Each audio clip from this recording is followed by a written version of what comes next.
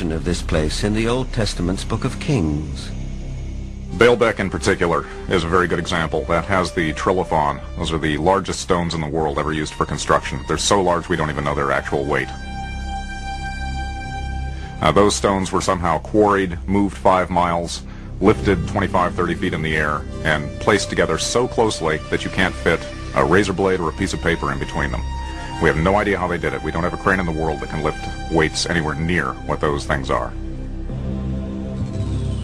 No one knows for sure, but according to Arab tradition, the earliest temples were built here after the Great Flood by a tribe of giants for the biblical king Nimrod.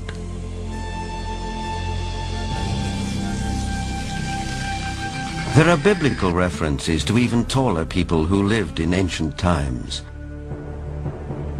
Rabbi Itzhak Mamostin of the Center of Jewish Studies in Vancouver, Canada.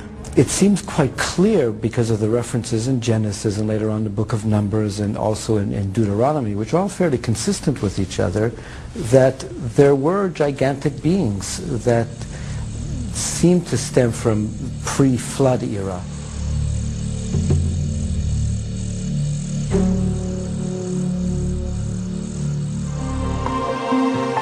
We had a greater ozone layer at the time prior to the flood. At the time of the flood, it was diminished to about 1/7 of what it was at that time, and therefore, life on this earth as we know it no longer has the same life expectancy as it did at the time of the flood. The conclusion in the tradition seems to be fairly clear that gigantic beings were existing at one time, and that as human history developed, or physiological, emotional, spiritual changes took place, those beings who survived seemed to be of a smaller gene pool. But the possibility that there were other strands of humanity, as it were, seems to be almost explicitly stated in the Bible itself. In the Book of Numbers, we are told that after wandering in the desert with his people, Moses sent out scouts to find a place where they could settle. The scouts went north to Hebron. On their return, they reported, "All the people we saw there are men of gigantic size. We felt no bigger than grasshoppers, and that is how we looked to them."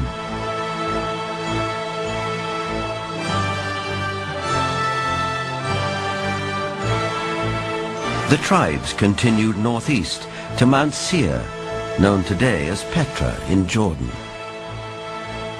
But that too, as mentioned in the Bible, had been settled by giants.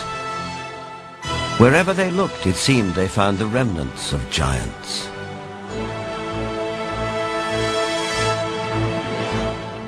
If we look at Scripture, there were giants in the earth in those days. And if we take that literally rather than symbolically, that there were simply men of great powers and extraordinary abilities,